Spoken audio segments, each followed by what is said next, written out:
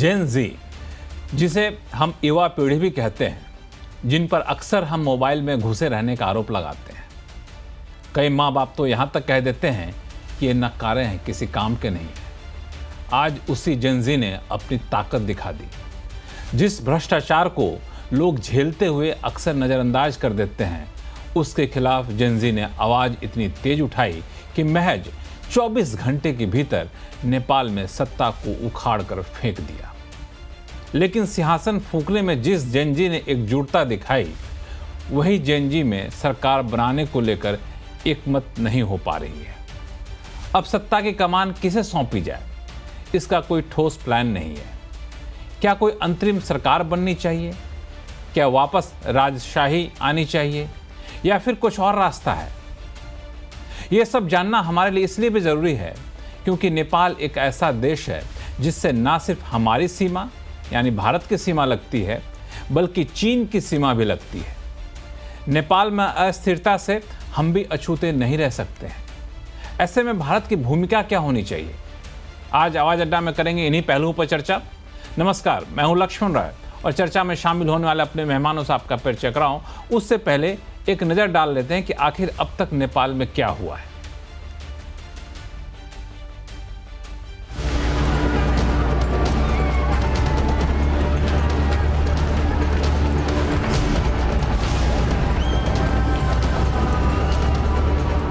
नेपाल में जेनजी क्रांति के नाम पर हिंसा आगजनी का तांडव फिलहाल तो थम गया है, लेकिन अब नेपाल में सरकार का मुखिया कौन होगा, इस पर संग्राम छिड़ गया है।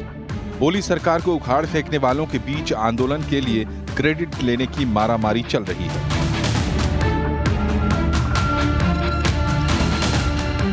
नेपाल में असमंजस सिर्फ मुखिया को लेकर ही नहीं है, सरकार कैसी हो इस पर भी टकराव है। एक गुट मौजूदा संविधान हटाने के पक्ष में है तो दूसरा गुट मौजूदा संविधान में ही संशोधन करके भ्रष्टाचार के खिलाफ जवाबदेही तय करना चाहता है। एक तीसरा गुट लोकतंत्र को हटाकर राजतंत्र की वापसी चाहता है। साथ ही हिंदू राष्ट्र के नारे उछाले जा रहे हैं।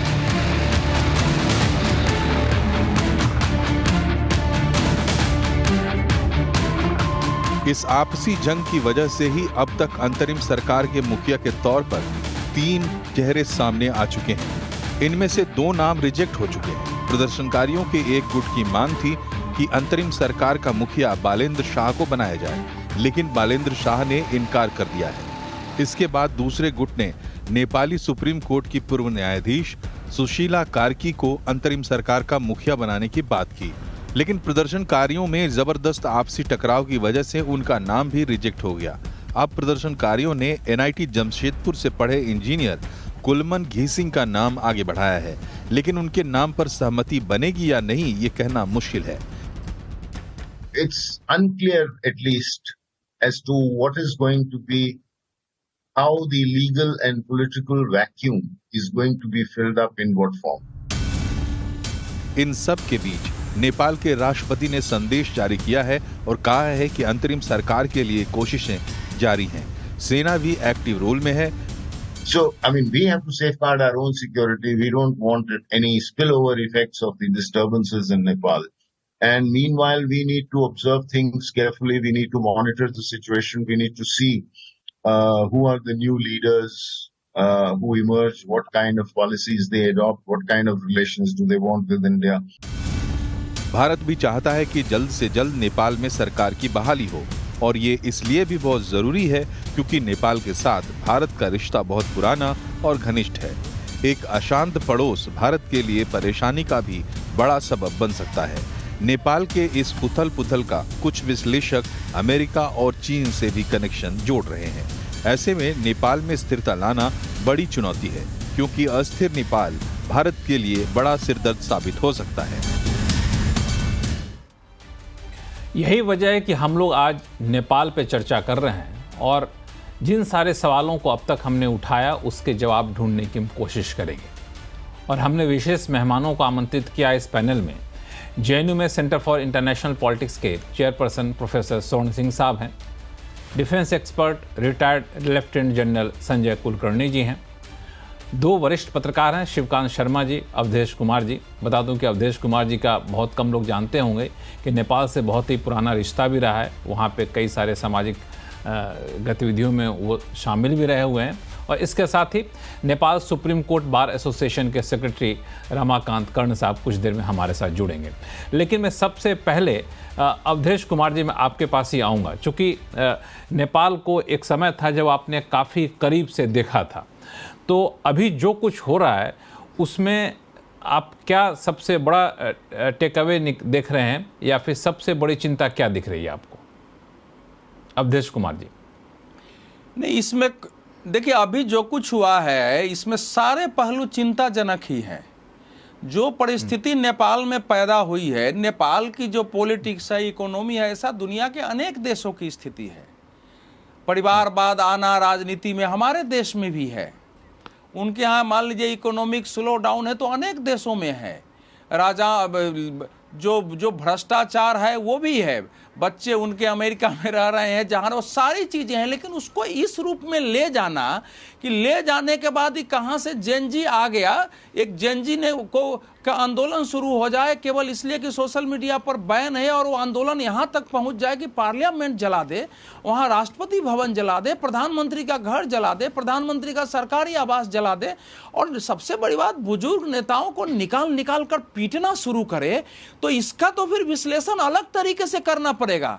जब देश में मधेश मूवमेंट था तो हम लोगों ने काफ़ी काम किया, भारत से किया, वहाँ भी गए, लेकिन वो नेपाल की संप्रभुता अखंडता सबको बनाए रखने की दृष्टि से था कि मधेश उससे अलग नहीं हो जाए। नेपाल स्थिर और शांत रहेगा, उसी में भारत का हित है। 1 करोड़ लोगों को नागरिकता नहीं थी वहाँ, वो एक लंबी लड़ाई थी जो माओवादियों के साथ, असल में देखिए 2006 में जो माओवादियों के साथ समझौता हुआ उसमें जनमत की कोई भूमिका नहीं थी। वो एक हथियार वाले संघर्ष के दबाव में वो समझौता हुआ। उस समझौते के बाद 2008 से वहाँ एक सरकार आई है, लेकिन कोई भी सरकार समय पर कार्यकाल पूरा नहीं कर रही थी।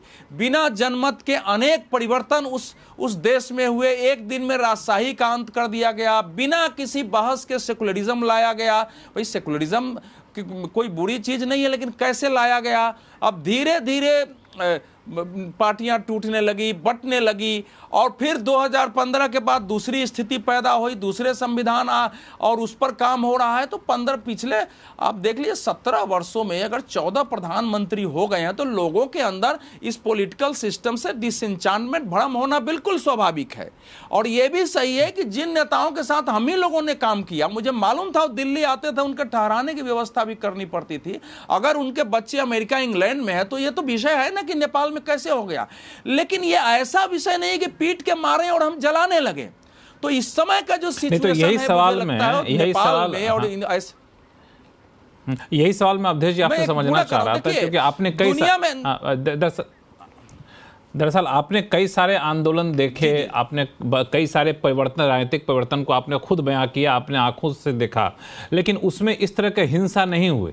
लेकिन बड़े बड़े बदलाव हो गए, संविधान बदल गया, सरकार के स्वरूप बदल गए, लेकिन इस तरह की हिंसा नहीं हुई। तो आप क्या कह रहे हैं कि अलग तरीके से देखने का मतलब क्या माना जाए, कि ये कि हिंसा कुछ और इशारा कर रही है? नहीं, देखिए क्या है कि इस समय पूरे वर्ल्ड में एक नियो लेफ्टिज्म, नव वामवाद शुरू हुआ है। ये नव वामवाद जो है ना, ये पहले के कम्युनिज्म से बिल्कुल अलग है। पहले के कम्युनिज्म भी हिंसा में, कम्युनिस्ट हिंसा में विश्वास करते थे, सशस्त्र क्रांति करते थे। मेरी आपकी असहमति हो सकती थी, लेकिन उनका अपने विचार के, आइडियोलॉजी के प्रति एक कमिटमेंट होता था। ये जो नव वामवाद है जो सोशल मीडिया के माध्यम से पूरी दुनिया में है, ये नई पीढ़ी को अपने देश के बारे में इसी ढंग से दुनिया भर में पैदा करता है। कुछ लोग जैसे अब बालेन शाह हैं, ये बालेन शाह जी मान लीजिए गाते थे, नाचते थे, सब करते थे। अब धीरे धीरे वो इतने बड़े हीरो हो गए। उसके जो दूसरे सज्जन हैं, जो उनका जो नाम आ रहा है वो भी वैसे गुरुंग साहब, सुदान गुरुंग है, वो नेपाल के लोगों के हीरो हो गए हैं। अब इन लोगों का कोई पॉलिटिकल आइडियोलॉजी या पॉलिटिक्स के कोई समझ, नेपाल की राष्ट्रवाद की उस रूप में समझ दक्षिण एशिया, हिमालय क्षेत्र की है नहीं, लेकिन हीरो बन जा रहे हैं। और उन हीरो को इतने एनजीओ वगैरह आजकल काम कर रहे हैं। नेपाल में ही इतने एनजीओ हैं अमेरिका पश्चिम के, अपने अपने तरीके से वो लोगों को के दिमाग को चेंज कर रहे हैं, नई पीढ़ी को। और ये ऐसा उथल पुथल होता है जिसका कोई न नेता हो रहा है। न कोई और न कोई दिशा हो, नेपाल जैसा छोटा देश इसको नहीं संभाल सकता था। हाँ बिल्कुल, इस पे दरअसल कई सारे चीज़ों को आपने कहते कहते ऐसे मुद्दे सब छेड़ दिए जिस पे हम लोग डिबेट लंबी करेंगे अपने मेहमानों के साथ। लेकिन तात्कालिक जो इशू है लेफ्टिनेंट जनरल संजय कुलकर्णी जी, वो ये है कि हमारा नेपाल से बॉर्डर लगता है, बॉर्डर जो है वो ओपन बॉर्डर है और वहाँ पे दो दिक्कतें, एक तो ओपन बॉर्डर है, दूसरा कि कई सारे वहाँ पे हज़ारों 13,000 में कहीं पढ़ रहा था, कहीं 15,000 लोग कह रहे हैं कि कैदी वहाँ से निकलकर भाग गए हैं। अब ये हम लोगों के लिए कितना बड़ा, सुरक्षा के लिहाज से कितना बड़ा चैलेंज है और हम लोगों के लिए इसको मैनेज कर पाना कितना मुमकिन दिख रहा है आपको? धन्यवाद लक्ष्मण जी। देखिएगा, नेपाल के साथ हमारा 1751 किलोमीटर लंबा बॉर्डर है जिसे सशस्त्र सीमा बल उसको मैन करता है। दोनों बॉर्डर जो है वो ओपन है, बाउंड्रीज डिफाइंड है, बाउंड्री पिलर्स है, लेकिन फेंसिंग नहीं है। और जैसे आपने बिल्कुल कहा, 20-30 हजार जो वहाँ से कैदी है वो भागे हैं 17 एक डिस्ट्रिक्ट से, जो भी जेल से है, जिनमें से कुछ एक पकड़े भी गए हैं जो सवाल। तो लेकिन ये एक बहुत बड़ी चुनौती है, इस पे कोई शक नहीं, बहुत बड़ी चुनौती है क्योंकि ओपन बॉर्डर है और नॉर्मली आना जाना, मतलब मैं कहूँगा कि नेपाल और भारत के बीच में एक ऐसे संबंध है जिसे हम लोग बार बार बोलते हैं रोटी का और बेटी का जो रिश्ता है नेपाल के और हमारे बीच में। लेकिन हम लोगों को समझना होगा कि नेपाल के बीच में जब से राजाशाही खत्म हुई है तब से, और जब से ये Marxist Leninist, combined Marxist Leninist ये जो हैं लोग, ये जरूर कम्युनिस्ट और लेनिनिस्ट अपने आप को कहते हैं, पर ये इनकी जो सोच है या उनके जो पीढ़ी, आने वाली पीढ़ी की सोच है, वो कैपिटलिस्ट है, यानी कि वो पैसा कमाना, दिखाना। और बाकी जो आवाम है, आप मानेंगे कि तकरीबन नेपाल के 10% लोग जो है वो देश के बाहर काम करते हैं और वो 10% लोग 33% उनके जीडीपी को वो कंट्रीब्यूट करते हैं। और इतना करने के बाद भी आज की तारीख पे सिर्फ $1480 प्रति पर कैपिटा जीडीपी है नेपाल का। तो आप ऐसे समझ सकते हो। और ऐसे इसमें जब हम लोग भी जब फौज में जब मैं था, तो जब हम अपने ट्रुप्स को छुट्टी भेजते थे, हम उन्हें 4 महीने की छुट्टी भेजते थे। क्यों हम 4 महीने की भेजते थे? दूर होता था, जाना आना मुश्किल होता था, तो 4 महीने की छुट्टी में वो कम से कम अपने घर में रहता, वापस आता था और फिर 2 साल वो आराम से नौकरी करता था। लेकिन अब सोशल मीडिया के जमाने में हम लोग हर एक दूसरे के साथ हर वक्त बात कर सकते हैं। अब ये वक्त जो आपके अगर 10% जो लोग जो देश के बाहर काम करते हैं, अगर आप सोशल मीडिया और ये जो 26 से 27 ऐप को बैन किया है, इसमें 17 ऐप तो अमेरिकन ऐप्स हैं। टिकटॉक तो तब भी काम कर रहा था, तो कहीं ना कहीं चीन का हस्तक्षेप है, कहीं ना कहीं अमेरिका, कहीं ना कहीं हिंदुस्तान के बरखिलाफ आप समझ सकते हैं कि उनके प्रधानमंत्री जिनको अभी भागे नहीं है, वो वही अपने सैनिक के किसी बैरक पे हैं नेपाल के अंदर। वो ओली साहब क्या कह रहे हैं, मतलब ओली साहब के जो अपने स्टेटमेंट आ रहे हैं वो वाकई चिंताजनक है। तो ये कहना कि भारत ने इस तरह की कार्रवाई की, उन्होंने कहा लिपू लेक और काला पानी जो है नक्शे का है, इसलिए उन्होंने भारत हमसे नाराज है, भारत मेरे से नाराज है क्योंकि मैंने कहा कि राम का जन्म तो नेपाल में हुआ है, अयोध्या में नहीं हुआ है। ये जो बातें हैं नेपाल के अंदर, ये बहुत टाइम से, जैसे आपने शुरुआत में कहा कि चीन अब नेपाल जो जाना जाता है विश्व में 2 बातों के लिए, एक गौतम बुद्धा और दूसरा है माउंट एवरेस्ट। माउंट एवरेस्ट में कौन देश है? एक चीन और एक नेपाल। बुद्धा में कौन देश है? एक भारत और एक नेपाल। तो नेपाल को कहीं ना कहीं एक आइडेंटिटी क्राइसिस है, जिसके कारण वो भारत के साथ उसकी मैं ये नहीं कहूंगा अंडर, लेकिन कुछ ना कुछ अंडर करंट एक सा रहता है। मिलिट्री टू मिलिट्री रिलेशनशिप बहुत अच्छी है। जैसे ही अपने नेपाल की फौज आई, आपने देखा कि शांति बहाल हो गई नेपाल के अंदर और सब कुछ तकरीबन अंडर कंट्रोल है और अंडर कंट्रोल रहेगा, क्योंकि नेपाल की जो फौज है वो बहुत प्रोफेशनल फौज है, उनके सामने वो कोई टिक नहीं करेगा।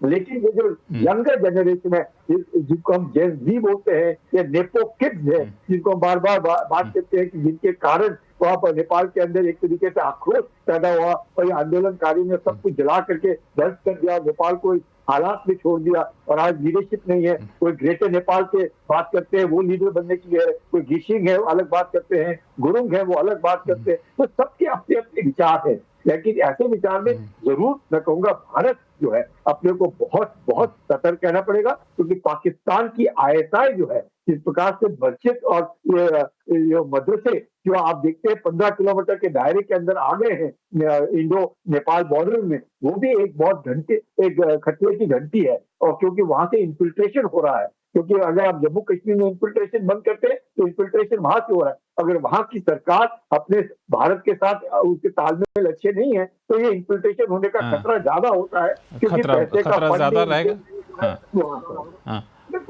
वो दरअसल एक सेफ रूट होता है। हाँ, वो लेकिन मैं इस पे प्रोफेसर स्वर्ण सिंह साहब के पास जाऊं, लेकिन एक सवाल और आपसे पूछूं कि नेपाल के बॉर्डर को फेंसिंग कर पाना, उसको बाकी सीमाओं की तरह वहां भी तैनाती कर पाना कितना मुमकिन है? अगर सरकार चाहे तो कर पाएगी?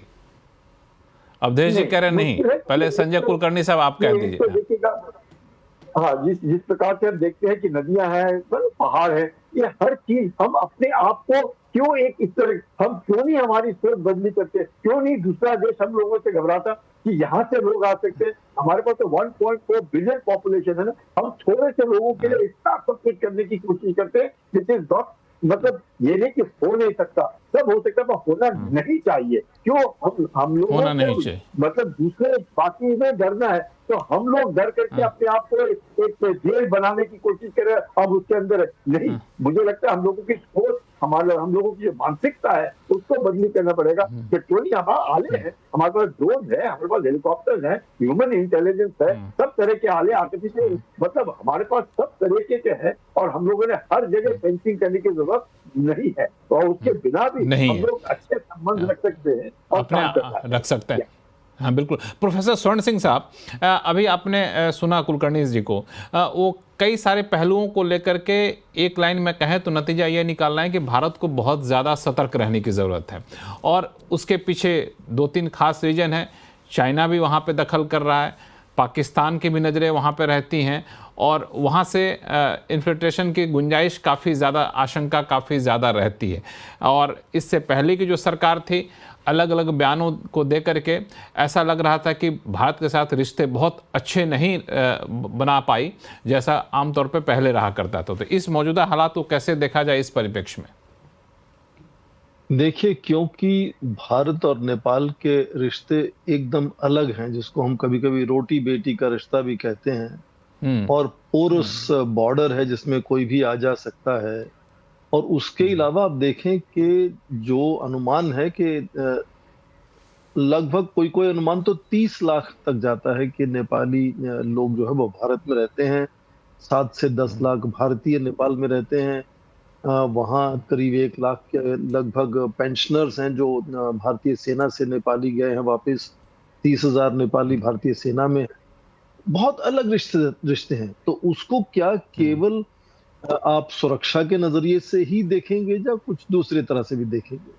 तो फेंस लगा सकते हैं, आपने जो पूछा मुझसे, कभी कभी ये कहते हैं कि good fences make good neighbours, और वो शायद यहाँ लागू नहीं होता, क्योंकि हमारा ऐतिहासिक और सामाजिक और धार्मिक और अलग अलग तरह का रिश्ता बड़ा अलग है नेपाल के साथ। दूसरी बात, यदि लगातार अस्थिरता बनी रहती है नेपाल में, तो जाहिर है कि भारत को चौकन्ना रहना होगा, क्योंकि भारत के साथ सीमा बड़ी अलग तरह की खुली सीमा है और इतने नेपाली मूल के लोग, भारत मूल के लोग वहां हैं कि यदि उनका कोई भी ऐसे ताना बाना जुड़ता है, कोई आक्रामक रुख वाले लोगों का या आतंकी लोगों का, तो भारत को भी उसका खामियाजा भुगतना पड़ सकता है। इसलिए चौकन्ना तो रहना होगा, उसमें कोई दो राय नहीं।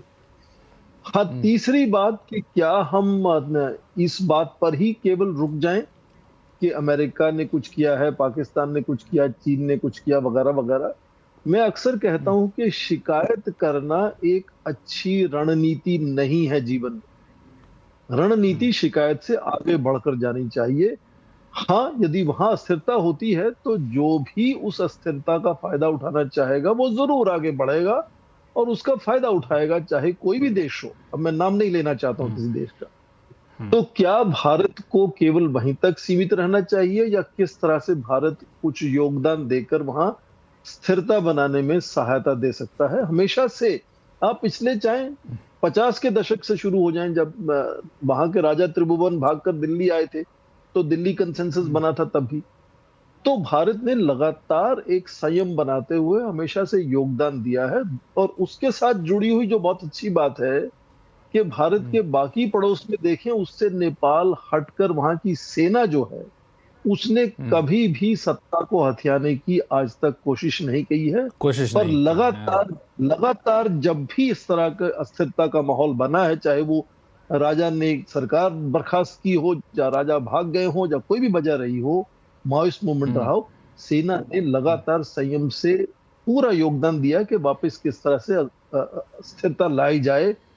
अब मैं आखिरी बात पे आऊंगा कि जो वरिष्ठ राजनेता हैं नेपाल के, आप ये कहें कि किसी विदेशी ताकतों ने युवाओं को भड़का दिया है, तो क्या आपका हाथ युवाओं की नब्ज पर नहीं था? आपको नहीं मालूम था कि आपके युवा क्या सोचते हैं, क्या करने वाले हैं, किस बात से दुखी हैं?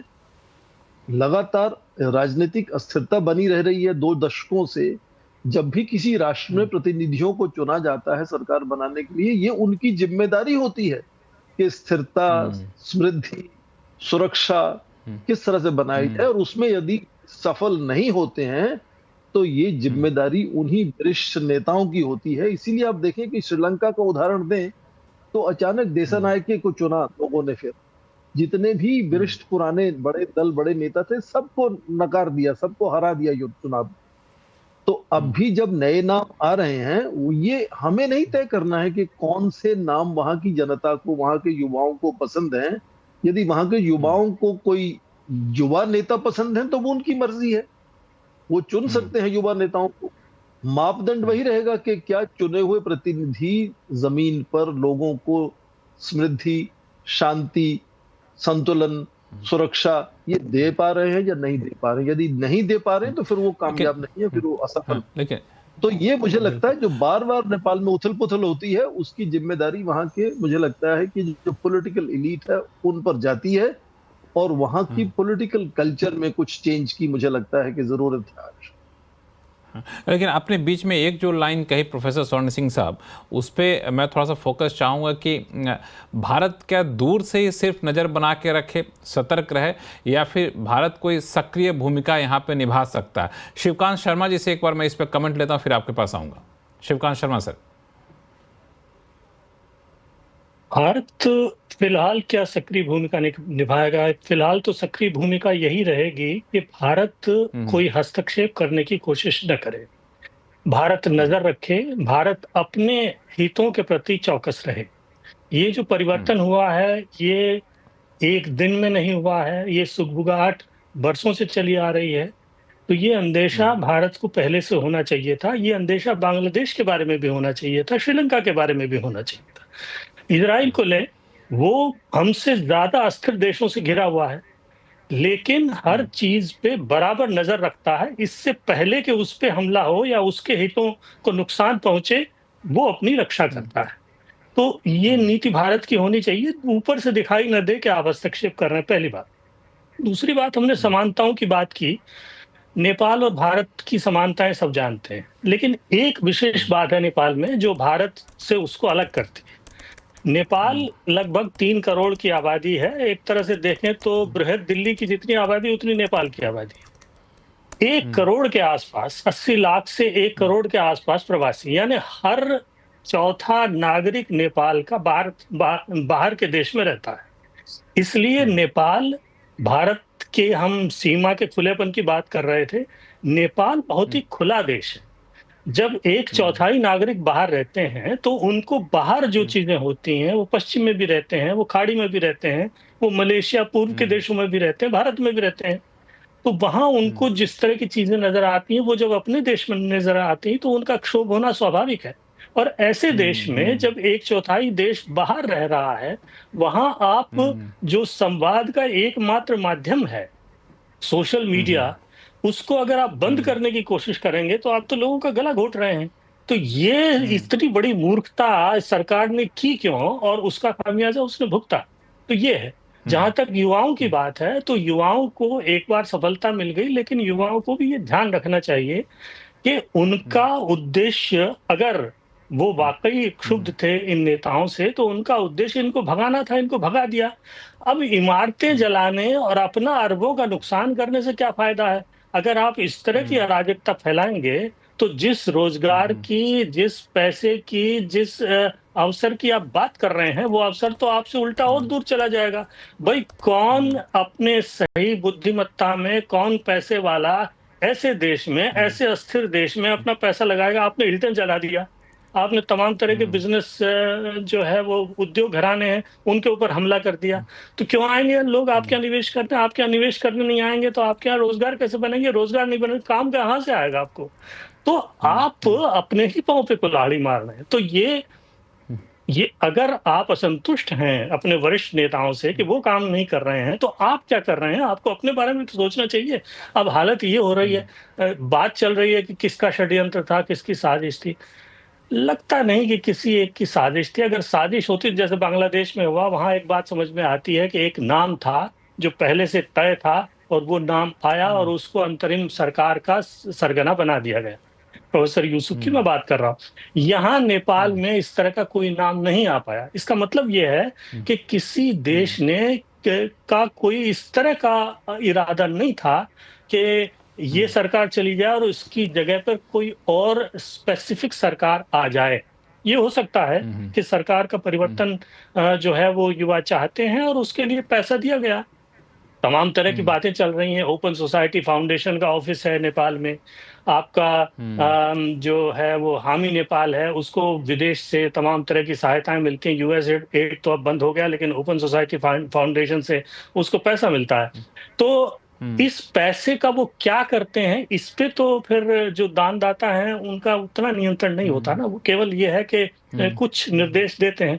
तो कुल मिलाकर के ये युवाओं का असंतोष जो है, हो सकता है उसमें इतनी भागीदारी विदेशों की रही हो कि उनकी तरफ से पैसा आया, उनकी तरफ से विचार आए, लेकिन काम तो इन्होंने किया है। और अब स्थिति ये है कि इनको खुद ही पता नहीं है, आपस में ही लड़ रहे हैं। लड़ाई हो गई आपस में कि ये नेता बनेगा, वो नेता बनेगा। तो यही अपने आप में दिखाता है कि कोई एक विजन नहीं है, कोई एक जो है स्वप्न नहीं है जिसको लेकर के आगे बढ़ रहे हैं।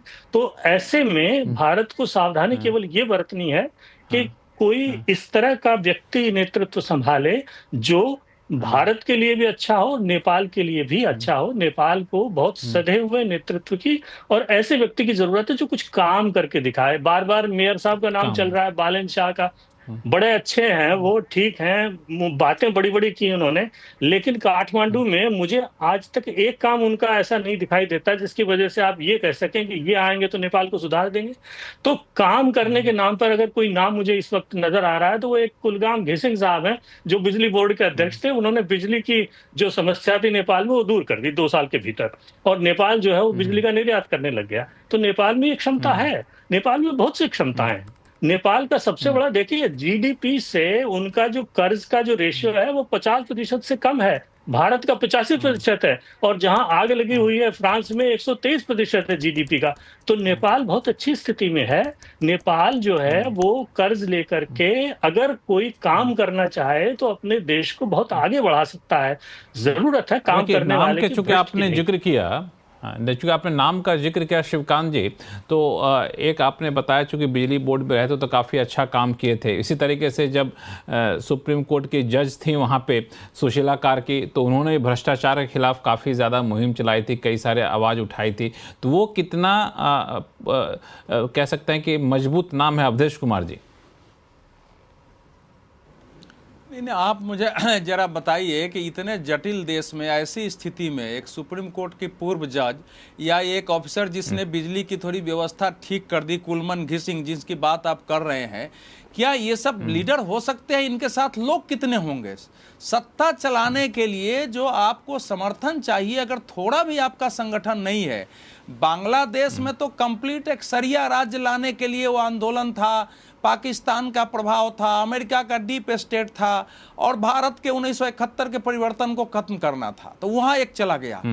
इसलिए हम लोग जो बात कर रहे हैं कि क्या होना चाहिए, उसके बजाय हमको यह देखना पड़ेगा कि इस समय क्या हो सकता है। कोई भी ऐसा व्यक्ति जिसके साथ कुछ लोग जनता के नहीं हो, जिसने कभी काम नहीं किया हो, नेपाल को नहीं संभाल सकता है इस समय।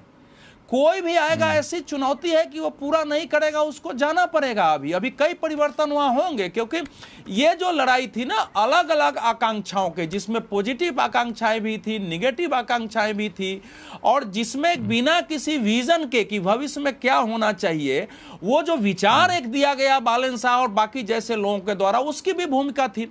और दूसरा ध्यान रखिए कि पिछले 3 सालों से असंतोष के विरुद्ध अलग अलग आंदोलन हुए। जैसे एक बड़ा आंदोलन नेपाल में राजशाही की पुनर्स्थापना उस रूप में नहीं, और हिंदू राष्ट्र के लिए हुआ, और 20-20 हजार लोग उसमें आ रहे थे। 75 जिलों में उसके प्रदर्शन हुए हैं। ये दुर्गा प्रसाद जिससे अभी सेना की बात चल रही है, वो राजशाही के समर्थक है, राष्ट्रवादी प्रजातंत्र पार्टी वो समर्थक है, और उसकी बड़ी संख्या आई थी। उन्होंने केवल ये कहा था काठमांडू में रैली के बाद कि अब हम लोग बरसात के बाद इसको शुरू करेंगे। दूसरा, जो वहां इस समय मतलब धर्मांतरण हुआ है, करीब 2% के आसपास ईसाई आबादी हो गई है। 2021 के अनुसार 5.09% मुस्लिम आबादी है, लेकिन वो मुस्लिम आबादी तराई क्षेत्र में है। अगर तराई क्षेत्र को आधी आबादी मान लें तो वहां करीब 10 से 11% संख्या हो गई है, और उसके विरुद्ध भी छोटे छोटे आंदोलन जो है वहां चलते रहे हैं। तो ये सारे आंदोलन मिला करके ये परिस्थिति बनी है। तो उसमें नेपाल को संगठित रखते हुए, एक रखते हुए, और इस समय की महत्व, सब भाग रहे हैं। सुशीला कार्की ने शुरू में देखा, बाद में लगा कि फंस जाएंगे, वो भी भागने की कोशिश की। बालन शाह खुद ही भाग रहे हैं कि भैया ये तो इस समय तो संभालेंगे तो समस्या हो जाएगी। तो कोई हाथ में लेने को तैयार नहीं है इस समय।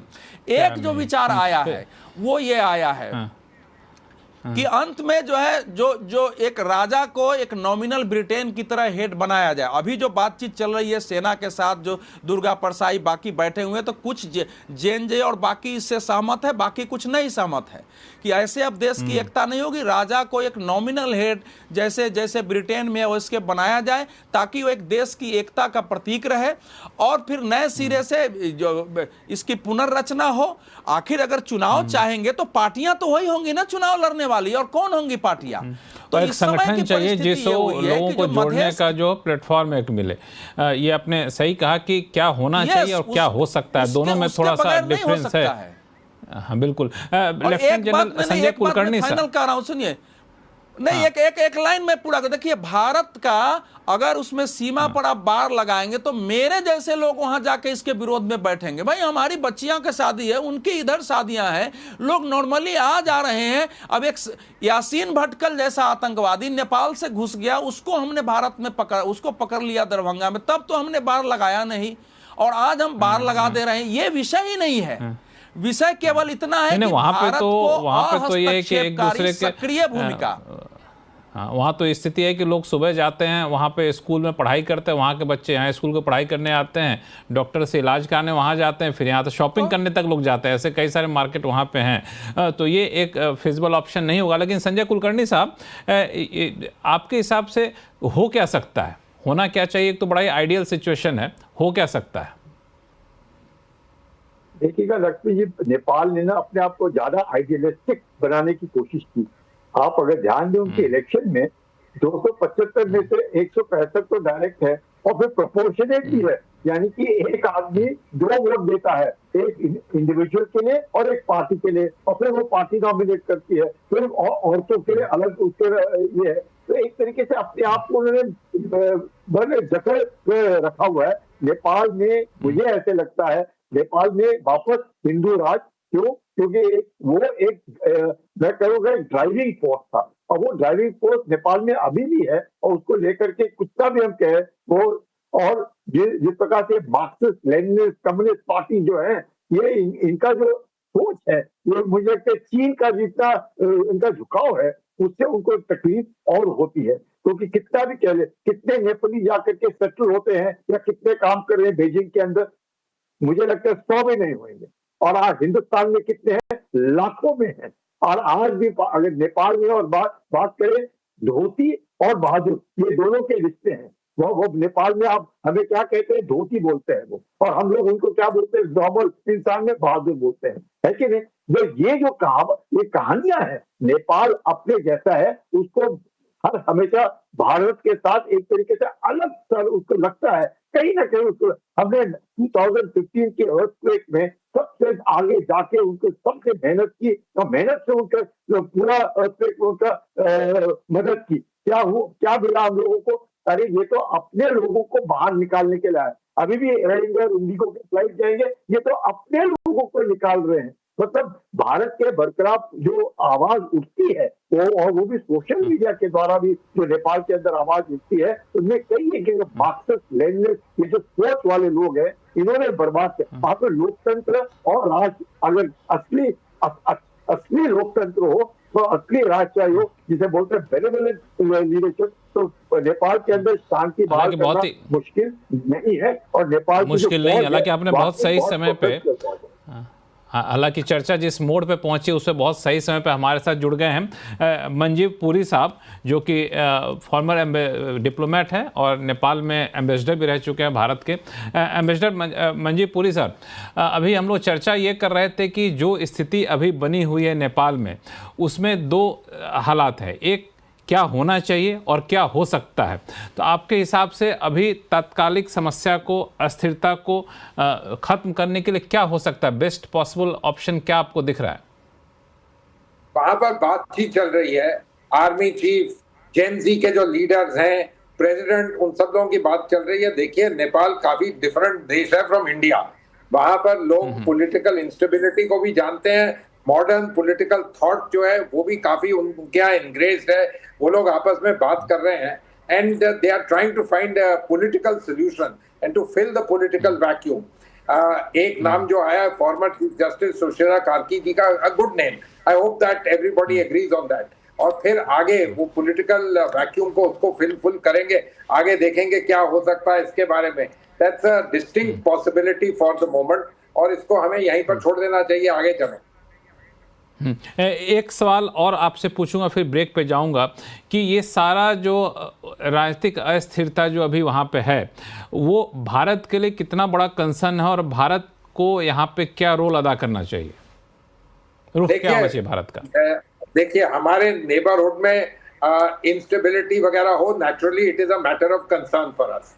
लेकिन नेपाल में जो हुआ है, 2 दिन के बाद एकदम लोग वापस आ गए हैं, पॉलिटिकल डायलॉग शुरू किया है, और हमने बिल्कुल सही तरीके से प्रधानमंत्री जी ने किया है कि we pray for stability, Nepal prosperity, peace, और वही वहां डायलॉग चल रहा है। I am sure behind the scene हम भी लोगों को यही काउंसिल कर लें, आप लोग पॉलिटिकली एंगेज करिए एक दूसरे के साथ। Nepal is a politically active country, वो जानते हैं क्या होना, क्या करना चाहिए, and I hope they will be able to find a interim solution for the time be. उसके बाद पार्लियामेंट डिसॉल्व करना, क्या नहीं करना, वो सब अभी होता रहेगा। लेकिन एक आर्मी है बैक में, वो एक जिसको कहते हैं स्थिरता देते हैं, प्रेसिडेंट है वहां पर, सुशीला कार्की जैसे समझे हुए सुलझे हुए नेता, फॉर्मर चीफ जस्टिस, लोगों ने उनका नाम लिया। So let's hope and see, and hopefully by tomorrow, day after, they'll have some kind of interim arrangement in place to take things forward. पत्रकार शिवकांत शर्मा साहब हमारे साथ जुड़े हुए हैं। शिवकांत जी, इस पूरे हालात पे, हालांकि नेपाल का अंदरूनी मामला है, अलग अलग थ्योरी इसके पीछे दी जाती है, लेकिन आपको लगता है कि जिस तरीके से हम लोग स्थिति को समान होने की उम्मीद में बैठे हैं, वैसे ही हमारे दूसरे पड़ोसी, चाहे चीन हो, चाहे पाकिस्तान हो, या फिर यहाँ तक कि लोग कह रहे हैं कि यूएस की भी दिलचस्पी यहाँ पे हो सकती है, और ख़ासतौर से ट्रम्प जिस नेचर के हैं तो कुछ कहना बड़ा मुश्किल होता है। तो ये सब हम लोगों को के लिए कितनी बड़ी चिंता है, हम लोग नज़र रखनी चाहिए? आपको क्या लगता है, ये इक्वेशन कहीं बनता हुआ दिख रहा है? नहीं, बिल्कुल रखनी चाहिए। और जैसा कि मैंने पहले कहा कि नेपाल उस मामले में इतना खुला देश है, जब 1/4 आबादी बाहर है आपकी, तो बाहर के देशों में जहां जहां ये लोग काम कर रहे हैं, पैसा भेज रहे हैं, उन सबकी रुचि भी है, दिलचस्पी भी है, और उनका अपना अपना हित है इसके अंदर। तो वो दखलंदाजी के लिए या कम से कम नजर रखने के लिए तैयार रहते हैं। तो भारत को सबसे ज्यादा नजर रखनी चाहिए और सावधान रहना चाहिए इस बात पे। और चीन, मुझे लगता है, क्योंकि चीन परस्त सरकार थी ओली की, वो सरकार गई है, तो जाहिर सी बात है चीन को सबसे ज्यादा चिंता होगी, और चीन अपनी तरफ से इस स्थिति को सुधारने और अगली सरकार उसके हित की हो, इसकी पूरी कोशिश करेगा। तो ये ध्यान भी भारत को रखना है। और जहां तक अवधेश जी कह रहे थे कि हम अभी ये जो नाम ले रहे हैं, अच्छा, ये नाम नेपाल चलाने के लिए नहीं ले रहे हैं, फिलहाल खाली अंतरिम सरकार की बात हो रही है। कोई अगर ईमानदार या कोई काम कर्मठ व्यक्ति आएगा तो वो अच्छी तरह से अगला चुनाव करा लेगा। चुनाव होने के बाद नेचुरली जो पार्टियां हैं जो है प्रजातांत्रिक तरीके से जो चुन के आएगा वो नेता बनेगा। हाँ, ये परिवर्तन हो सकता है कि पुरानी जो भ्रष्ट पीढ़ी है, पार्टियों को ये सोचना होगा कि इनको दोबारा मैदान में उतारें या न उतारें। जैसे ब्रिटेन में, हालांकि उतनी नैतिकता की उम्मीद करना जो है वो मुझे लगता है नेपाल में ज्यादती होगी, लेकिन ब्रिटेन में 15-16 साल पहले एक संसदीय भत्तों को लेकर के एक अखबार ने एक मुहिम चलाई थी। 250 सांसद उसकी जद में आए थे और उन सबका करियर खत्म हो गया। पार्टियों ने उन सबको निकाल दिया और उनकी जगह नई पीढ़ी आई। तो अगर नेपाल में जो नेता लोग हैं जिनको मार मार के भगाया गया है, अगर पार्टियों में थोड़ी सी भी शर्म है और अगर थोड़ी सी भी सोच बची है, तो उनको इन सबको बिठा करके नई पीढ़ी को लाना चाहिए। पार्टियां वही रहेंगी, लेकिन अगर नया नेतृत्व आएगा तो उसमें बुराई क्या है? और यही मुझे लगता है युवा पीढ़ी चाह रही है।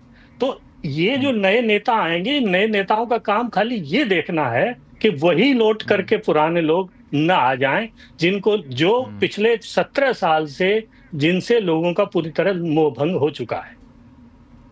बिल्कुल। अवधेश कुमार जी, ये जो बता रहे हैं शिवकांत जी, वो कितना मुमकिन आपको दिख रहा है? क्योंकि एक तो नेताओं से मोह भंग हो चुका है, दूसरी समस्या ये भी है कि जितनी बड़ी तादाद में वहाँ पे यंग पॉपुलेशन है, उनकी अपेक्षाएं आकांक्षाएं बहुत ज़्यादा होती हैं और अपेक्षाओं को पूरा कर पाना आसान काम होता नहीं है। वैसे नई सरकार आएगी, वो भी इनकी आकांक्षाओं को पूरा कर देगी, ये भी हमको नहीं लगता कि बहुत संभव होगा नेपाल जैसे देश में। नहीं, वो आकांक्षाएं भी मैं बता रहा हूं ना कि अलग अलग आकांक्षाएं हैं समूहों की। वो एक प्रकार की आकांक्षाओं में नहीं हुआ। मैंने आपको कई चीजों की चर्चा की है, धर्मांतरण की चर्चा की है। मैं आपको एक छोटा सा एग्जांपल दूंगा, क्योंकि आपने मैं छोटा सा एग्जांपल आपको देता हूँ, फिर आप बोलिएगा। मान लिया जाए उनको चाहिए कि हमें रोजगार नहीं मिल रहा है, बेरोजगारी भी एक मुद्दा है। अब कैसे उतने लोगों का आप रोजगार वहाँ पे दें? वहाँ पे ना तो इन्वेस्टमेंट है, ना तो इंडस्ट्री है, ना तो ऐसा कोई अस्थिरता के माहौल में कोई आना भी नहीं चाहेगा। ऐसे अपेक्षाओं को कैसे पूरा करेंगे? आप नहीं कर पाएंगे। नहीं, देखिए ऐसा है कि ये आपका जो प्रश्न है ये तो फिर लंबा विचार का है, क्या होना चाहिए। नेपाल के पास 3 शक्ति है। एक तो उसके पास पानी है, उस पानी का हम लोग लंबे समय से कहते हैं जबरदस्त दुरुपयोग हो। पर्यटन है, मैंने पहाड़ और उसकी सुंदर है। और तीसरा है कि भारत की दृष्टि से हिंदू धर्म के सारी शाखाएं और बौद्ध धर्म की दोनों शाखाएं वहां विद्यमान है। और दुनिया में अब देखिए कितने बौद्ध देश हैं। ये 3 चीजें उसमें रोजगार भी दे सकती है, उस देश की आर्थिक विकास भी। इसके परे देखेंगे इन्वेस्टमेंट और औद्योगिकरण, तो वहां संभव नहीं है। वो बिल्कुल इसी 3 पर हो सकता है। देखिए 3 पॉइंट में मैं खत्म करूंगा इस समय।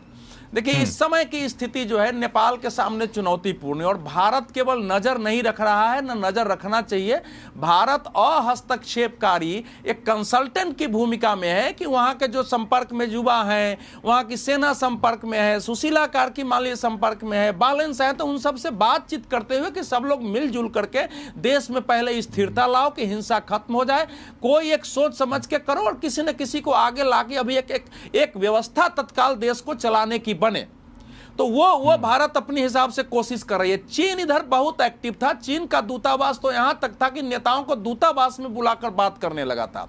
और केपी शर्मा ओली साहब ने भारत विरोधी नेपाली राष्ट्रवाद ऐसा खड़ा किया जो चीन की ओर झुका हुआ था। कम्युनिस्ट पार्टी के नेताओं को चीन में ट्रेनिंग के लिए भेजा। सेना को कहा कि भारत से कम चीन से भी हमारी ट्रेनिंग हो, और उसके साथ भी बने थे। तो वो वहां एक बदलाव हुआ है। लेकिन चीन का प्रभाव जो है, पॉलिटिकल प्रभाव काठमांडू और उसके आसपास तक ही सीमित है। पूरे देश में मधेश और चारों तरफ चीन का इतना व्यापक प्रभाव नहीं है। और हिंसा और अस्थिरता से तो उसको क्षति है। और रेल बना रहा है, डैम बना रहा है, सड़कें बना रहा है, हवाई अड्डे बना रहा है, तो उसको तो क्षति है। वो क्यों ऐसा चाहेगा? लेकिन ये बात सही बताइए कि इस समय चीन भी बहुत तेजी से सक्रिय है वहां, और उनका दूतावास भी है, हमारा दूतावास भी सक्रिय है, लेकिन हमारी भूमिका हस्तक्षेप की बजाय मिला जुला के बात करने की है। राजा परिवार से भी बात हो रही है, सेना कर रही है, लोगों के बीच बात हो रही है, तो एक रास्ता निकालने की कोशिश है, लेकिन यह संभव नहीं है। नेपाल में आप देखेंगे कि ये इतने छोटे छोटे समूह, पॉलिटिकल पार्टियां, संगठन बने होते हैं, छोटी छोटी बात पर विद्रोह की परंपरा है, आंदोलन की परंपरा है, वो जरा संभालना कठिन है। और इस ढंग से ओली और बाकी लोगों ने वहां एक पैदा कर दिया है भारत विरोधी भाव, कि वो भारत विरोधी भाव वाले भी बड़ी संख्या में लोग खड़े हो गए हैं, जो भारत को स्वीकारने के लिए तैयार नहीं। वहां के भारत के बनाए हुए कॉलेज में पढ़ाया जाएगा कि भारत विस्तारवादी देश है, इससे बच के रहना चाहिए, ये स्थिति वहां है। तो अभी नेपाल को संभालना कठिन, लेकिन संभालना पड़ेगा, क्योंकि हमारे सारे पड़ोस उथल पुथल में चले जाएं। और मुझे लगता है कि भारत की इस बार की कोशिश जो है वो थोड़ी सफल होगी, क्योंकि बहुत तरीके से, जहां तक मेरी जानकारी है, बातचीत हो रही है। अलग अलग क्षेत्र के जो भ्रष्टाचार के बिना आरोपी के नेता हैं, उनसे भी संपर्क किया गया कि सब लोग मिलजुल के बच्चों से बात करो, कॉलेजों में जाओ, कॉलेज में उनसे बात करो, टीचर से बात करो, हाँ, जहां वो नौकरी करते हैं वहां देखो, और सब मिलजुल के एक रास्ता निकालो। तो एक व्यवहारिक कोशिश हो रही है, जिनके रिश्तेदार वहां है, वो प्रभावी है, उनको लगाया गया है कि आप लोग भी बात करो। तो एक रास्ता निकालने की पूरी कोशिश है, और हम लोग परमात्मा से प्रार्थना ही कर सकते हैं। लेकिन श्रीलंका के बारे में मैं एक बात कहूंगा कि श्रीलंका का आंदोलन भी इसी प्रकार से एक बड़े पैमाने पर कृत्रिम आंदोलन था, कुछ ही उसमें जिन्यून पॉइंट थे, आपने देखा होगा। और मैं उसी समय बोला कि आंदोलन के समय सड़कों पर इफ्तार पार्टी हो रही थी। शिवकांत जी को बता रहे हैं, जरा उस वीडियो को देखें ध्यान से, कि उस सरकार ने आतंकवादी हमले के बाद क्या क्या स्टेप उठाया था, एग्रीकल्चर को लेकर क्या स्टेप उठाया था। तो इस समय कहां किस कारण से इस प्रकार से उथल पुथल हो जाएगी, उसको आप कर नहीं सकते हैं। और लास्ट बात है कि जो जेएनजी जिसको हम कह रहे हैं ना, वो केवल जेएनजी का इसको मानना आंदोलन बिल्कुल गलत है। जेएनजी के नाम से एक पार्ट आया, लेकिन उनमें से कोई नहीं चाहता था कि उन नेताओं को मारा जाए और पीटा जाए। और जिन नेताओं को मारा पीटा गया सभी इतने ही भ्रष्ट नहीं थे। भाई झालानाथ खलान की पत्नी को आपने उठा के मार दिया, क्या वो खरबपति थे, विदेश में पैसा जमा किया हुआ था? जिस ढंग से वहां हुआ है, वो तो छोटे छोटे नेताओं के घर में घुस के लोग मारने लगे थे, जिनके पास उतनी संपत्ति भी नहीं है। तो सारे एक पूरे पॉलिटिकल सिस्टम को भ्रष्ट घोषित कर देना, नकारा घोषित कर देना, ये एनार्की एक अजीब किस्म है। इसका क्या रास्ता निकलेगा? तो अभी रास्ता यही कि सबको मिला जुला के कोई एक आदमी आए, लेकिन ये इतना आसान नहीं है नेपाल में संभालना, अभी बहुत कठिन समय है। एक नेपाल अनिश्चितता और स्थिरता के लंबे दौर में है। भारत को वहां के इकोनॉमी को संभालने के लिए भी पैसा लगाना पड़ेगा, ताकि वहां आर्थिक रूप से अस्थिर नहीं हो। कि भाई 3 करोड़ लोग हैं, हमारे एक प्रांत का बजट एक प्रांत में ज्यादा है, तो भारत कुछ पैसे लगाता है, कुछ पैसे बढ़ाए। लेफ्टिनेंट जनरल संजय कुलकर्णी जी है वो बिना किसी स्वार्थ के हम लगाएं। ठीक है, लेफ्टिनेंट जनरल संजय कुलकर्णी जी, अभी बड़ा अच्छा पॉइंट उन्होंने उठाया कि जिस तरीके से अभी जो सरकार वहाँ से हटी है, उसने पूरा एक माहौल वहाँ पे बना दिया था। वो एंटी इंडिया माहौल बन गया था। मतलब कि चीन अपने एम्बेसी में तो वहाँ के नेताओं को बुला के बात कर रहा था, अपने लोगों की ट्रेनिंग चीन में ले आकर देता था। तो ये सरकार के जाने के बाद भारत को थोड़ा सा तो सक्रिय रहना पड़ेगा अब इस माहौल में, क्योंकि नई सरकार आए तो कम से कम नेपाल जैसा पड़ोसी हमारे विरोध में ना रहे। देखिएगा, नेपाल हमारा पड़ोसी है, नेपाल के साथ हमारे संबंध अच्छे हैं, मिलिट्री टू मिलिट्री संबंध अच्छे हैं। अग्निवीर स्कीम के बाद ऑफकोर्स नेपाली ने अपने जो देश से युवा भारतीय फौज में नहीं भेजे हैं, लेकिन इसके बावजूद भी नेपाल के अंदर एक तरीके से बहुत सालों से, या आज या कल की बात नहीं, क्योंकि मैं बार बार जैसे कहता हूँ, ये मार्क्सिस्ट लेनिस्ट जितने भी लीडरशिप है, इनके कारण एक तरीके से भारत के बरखिलाफ एक तरीके से मैं कहूँगा अंडर करेंट है, जो वो भारत को पसंद नहीं करते। और वहां पर भी पहाड़ी और मधेसी के बीच में भी बहुत अंतर है।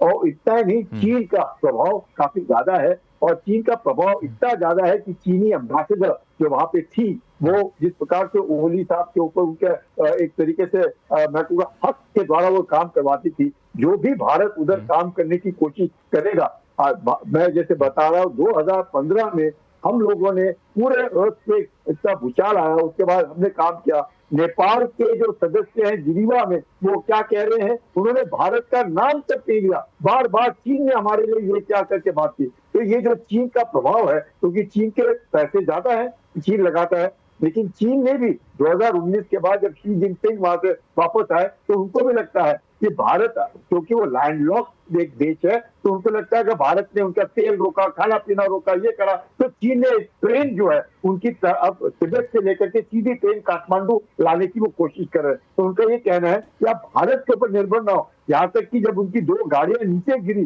खाई में, हमने जाके उनकी मदद की, तो क्योंकि इतना मौसम खराब है, चीन उनको बोल रहा है, देखा अगर आप हमसे बोलते तो उनको 2 घंटे में निकाल के दिखाते हम इतने। तो ये जो चीन का जो एक नेगेटिव इन्फ्लुएंस है, जो वो मार्क्सिस्ट, क्योंकि लीनिंग मार्क्सिस्ट है, लीनिंग कम्युनिज्म की तरफ है, तो वो सारे के साथ, लेकिन भाषा क्या बोलते हैं, हमारी भाषा बोलते हैं। उनके पार्लियामेंट के अंदर आप हिंदी नहीं बोल सकते थे कुछ साल पहले तक, अब बोलना शुरू किया है, क्योंकि उनके जो वाइस प्रेसिडेंट हुए झा, उन्होंने वोट लिया हिंदी में, उन्होंने कहा नहीं, 7 तो कॉन्स्टिट्यूशन बदली हो गए। तो नेपाल एक अलग सा देश है, और नेपाल के अंदर के लोग जो है उन्होंने अपना ये संभाला कि भारत कितना भी कर ले, वो हमेशा हम लोगों को वो दूसरे नजर से देखे, बड़ा भाई छोटा भाई, बड़ा भाई छोटा भाई नहीं, हम लोग बराबर है, आपका देश है, आप संभाले, आपको क्या मदद लेकिन यहाँ पे जरूर देंगे, लेकिन कोई दखलंदाजी नहीं करनी चाहिए, उनको अपना देश संभालने देंगे। हालांकि लेकिन यहाँ पे एक जो थोड़ा सा व्यवहारिक नज़रिया देखा जाए शिवकांत जी, कि अगर चीन सामने है और नेपाल जैसा देश है जिसको आज की तारीख में ज़रूरत है सस्ती फंडिंग की, आज की तारीख में ज़रूरत है बहुत बड़े पैमाने पर इंफ्रास्ट्रक्चर निवेश करने की, बड़े पैमाने पर कंपनियां आएँ या फिर हमें मदद चाहिए, तो किसी भी की सूरत में किसी भी समय पे भारत से ज़्यादा इन सब चीज़ों में क्षमतावान चीन रहेगा। उसके पास अफराद पैसा, वो तो मुफ्त का पैसा जगह जगह इंफ्रास्ट्रक्चर में लगा दे रहा है, जैसे चाहेंगे वैसे बना कर दे देंगे आपको हम। भारत की अपनी सीमाएं हैं, तो ये एक चीन के मुकाबले भारत की भूमिका को सीमित करता है क्या? नहीं, जिस तरह के सांस्कृतिक संबंध और सामाजिक संबंध भारत के साथ हैं, वैसे चीन के साथ नहीं है। भारत में करीब 35 लाख, जैसा पहले भी मेरे ख्याल से स्वर्ण सिंह जी ने बताया था कि नेपाली लोग भारत में रहते हैं। भारत के कारोबारी जो है वो सैकड़ों साल से नेपाल में जाके कारोबार करते हैं, नेपाल के भारत में आते हैं। तो ये एक बहुत बड़ा फैक्टर होता है।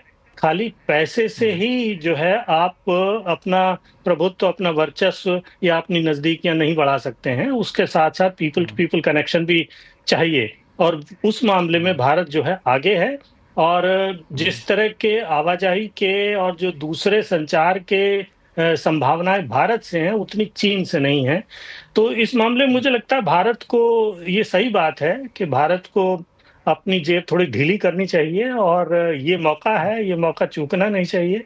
और इस मौके के बाद हो सकता है कि ऐसी सरकारें बने, और ये जो संस्कृति बनी है, भारत विरोधी संस्कृति जो बनाई है पिछली सरकार ने, उस संस्कृति को थोड़ा ठंडा करने में जो है वो मदद मिलेगी। यही मौका है, यही अवसर है, और मुझे लगता है भारत इस स्थिति में काम कर रहा है, और ये सरकार इस मामले में काफी मुझे लगता है सक्रिय है। अवधेश जी, एक आखिरी सवाल मैं आपसे पूछूंगा, चूँकि ऐसे वक्त पे आपने भी कई सारे आंदोलन देखे हैं कि जब आंदोलनकारी के पास कोई आगे चल के साफ तस्वीर ना हो, कोई मंजिल ना हो कि हमें कौन सी मंजिल पानी है, उस मंजिल का खाका उनके पास ना हो, तो फिर आंदोलन करके आपने सत्ता तो उखाड़ फेंका। लेकिन अब नई सत्ता क्या हो, सत्ता का स्वरूप क्या हो, वो कितनी बड़ी चुनौती होगी, खास तौर से नेपाल जैसे देश के लिए। और ये भविष्य में भी मीडियम टर्म में ही कहें तो एक अस्थिरता का माहौल बनाए रखेगा। देखिए, पिछले 7-8 साल में आंदोलन दुनिया में नहीं हो रहे हैं, इनको हम लोग आंदोलन नहीं कहते हैं। जिस तरीके से हो रहा है, आपके यहाँ किसान आंदोलन हुआ तो आपको लाल किले पर चढ़ के धक्का दे दो, पुलिस वाले को घायल कर दो, ट्रैक्टर परेड निकाल दो। और शाहीन बाग हुआ तो 2020 के दंगे हो गए, इस देश में हिंसा तक चली गई। और अग्निवीर हो रहा है तो ट्रेनें जल रही हैं हमारे देश में भी, दुनिया में भी, श्रीलंका में आग लग गई है, नेपाल में लगी। इसको तो आंदोलन कहते ही नहीं है, यही तो करो, ये अजीब एक ऐसा नया भयानक दौर है जो सबको डरा रहा है कि पूरी सभ्यता मानवता को लीलने वाले लोग कहां से आ गए हैं, किस विचार के हैं। ये इस पर अलग स्टडी करने की जरूरत है। इस समय नेपाल में इस तरह से लोग जो इन्होंने करके दिखाया कि इस तरह के एलिमेंट्स नेपाल में हैं, अब ये एलिमेंट इतनी जल्दी शांत हो जाएंगे क्योंकि अलग अलग तरह की वहां परिस्थितियां हैं। उनको शांत करना, नेपाल की आर्मी को पहले भारत ट्रेनिंग देती थी, हम उनको मानक उपाधि देते थे। नेपाल सरकार की मान्यता थी कि भी हमको बहुत ज़्यादा सेना पर खर्च नहीं करना है क्योंकि हम ना भारत से युद्ध कर सकते हैं, ना चीन से हमको क्या करना है, थोड़ी बहुत अपनी सुरक्षा करनी है। अब वो थोड़ा बहुत बदला है, तो सेना के पास भी इतनी पूरे देश को संभालने की क्षमता वहाँ नहीं है जैसे कहा जा रहा है। तो नेपाल में इस समय का सिचुएशन यही है, इस समय का सिचुएशन कि वहां मान्यता प्राप्त जो लोग हैं, जिनकी बात थोड़ी चल सकती है, उसमें धार्मिक लोग भी हो सकते हैं, उसमें सुसामाजिक है, कुछ जातीय समीकरण के लोग हैं, वो ऐसे लोगों को सामने ला करके और फिर देश को खड़ा करना पड़ेगा। बहुत चीजें ध्वस्त हो गई हैं, सुप्रीम कोर्ट के कागजात ध्वस्त हो गए हैं, नक्खू जेल तो टूट के 1500, आप बता रहे हैं कई जेलें टूट चुकी हैं, लोग जा गए हैं। इसके बारे में अभी कोई भविष्यवाणी हम नहीं कर सकते हैं क्योंकि सिस्टम का पता था। हाँ, जो ज्यादा से ज्यादा सर्वमान्य हो उनको सर्वमान्य नहीं भी हो, ज्यादा से ज्यादा जो लोग मान्य हो उनको अभी बागडोर दिया जाए। स्थिर होने में लंबा वक्त लगेगा क्योंकि नुकसान काफी ज्यादा हो गया है, समय खत्म हो रहा है, इसीलिए आपको रोक रहा हूँ अवधेश जी। वैसे चर्चा बहुत दिलचस्प हो रही थी। आप सही मेहमानों का बहुत बहुत धन्यवाद हमारे शो में जुड़ने के लिए। आवाज अड्डा में फिलहाल इतना ही। देखते रहिए CNBC आवाज। नमस्कार।